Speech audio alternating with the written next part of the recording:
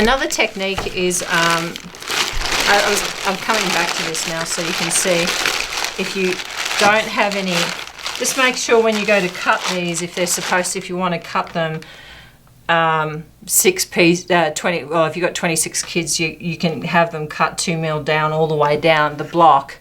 But make sure this particular block has been cut before. There's a cut in it right here, and when you go to use it, it will open itself up and it won't be any good to use. So you'll find that could be quite the disaster. So have a look at your block and see if it's been cut already. And I believe this has been cut. So what you can do is flip it over and just take a mental note. Take a mental note of exactly where the cut is. It's like down here. This is not a cut, but this is a cut right here. You can see it right here. This isn't a cut. This here is a cut. So that piece right here, I just like to use my finger to give myself a rough estimate of where that cut is, because it will make it really tricky for you. And that piece can be used for something else.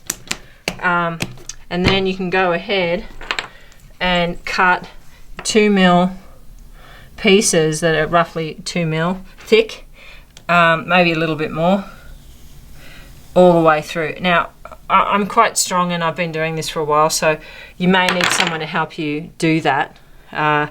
Someone at the top here to guide it through here, and some people on the side if you don't feel comfortable cutting. But that's what you should have.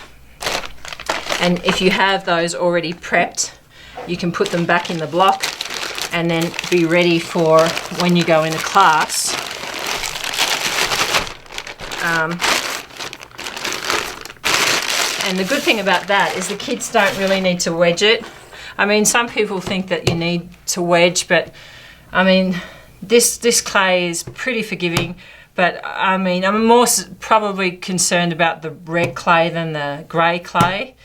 But you can wedge it just by picking it up and gently throwing it like this. It could be a bit hard for the first graders to do that. If that's too hard, then just get your rulers.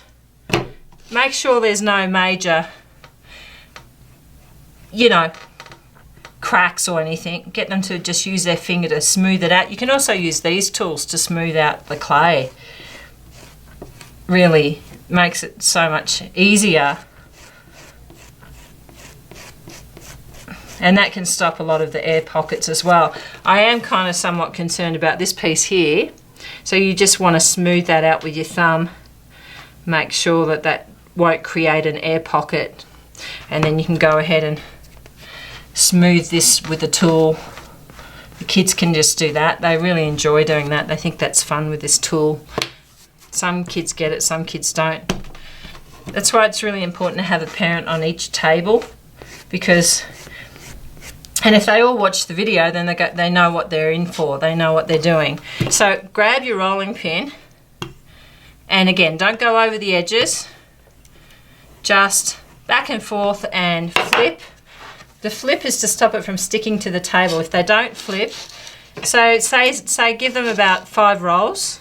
1, 2, 3, 4, 5. If they go over that, it'll stick to the table. So get them to flip it over and do it again. 1, 2, 3, 4, 5. You can flip it.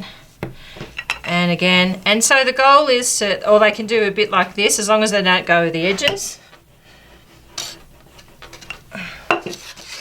And they will get lazy and they won't want to flip it. And if they get lazy and don't want to flip it, you'll find that it'll just stick to the table. Oh well, then they'll have to start all over again.